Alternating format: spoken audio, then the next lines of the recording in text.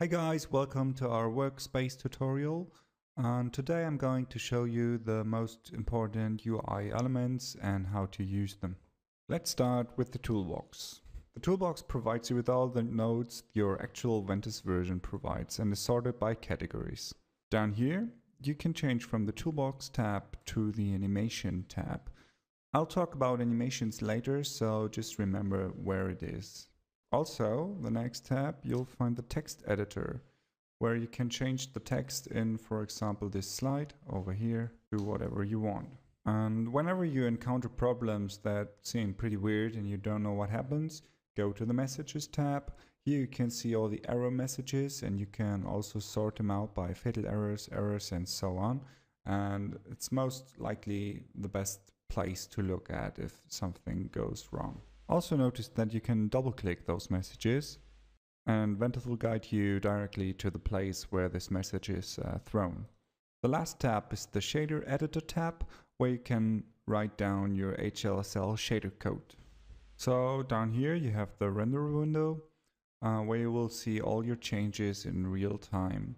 So like I just changed the fonts or whatever. So you can interact with your scene here and see what it actually does when you change something. Also take a look at those little icons over here. For example, here you can turn the wireframe on and off. You can take a look at the render statistics. You can take a look at the bounding boxes, switch to full screen, or activate the in-renderer edit mode, which you will most likely know from usual 3D authoring tools. And you can take screenshots to the clipboard or to a file. In the hierarchy window, you'll find all the nodes that are part of the render process, like axes, geometries, textures, and all that. Notice that the render order will always start here on the top left. So this is rendered first, then this, and so on. Next to the hierarchy window, you'll see the content window. The content window contains nodes like events or nodes that have directly to do something with changing values or generating values and all that stuff. Also note that content nodes like this one always have their brackets in this orange and on the top and the bottom, while hierarchy nodes have their brackets on the left and on the right side. You can see this also in the toolbox, so you always know where to drop them. The next window is the properties window. Here you will see all the properties a node has, and we divide it by inputs and outputs. And this mover is already running, but you cannot see the output values. This is because we don't monitor the values.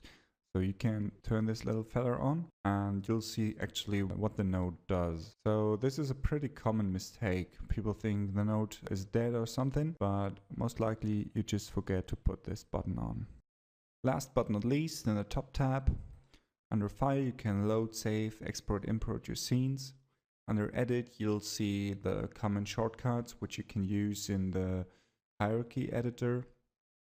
Under View you can turn your windows on and off, and also here you can reset your window settings. For example, like this, if you messed the UI up, you can go to window layout, reset.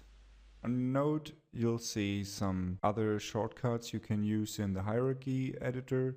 Under renderer, this is pretty much what I already showed you down here. Tools, pretty interesting. Here's the scene statistics. You can see how many nodes you have in total and all that, and where they are. You can double click them and Ventuz will guide you through them. And of course the help.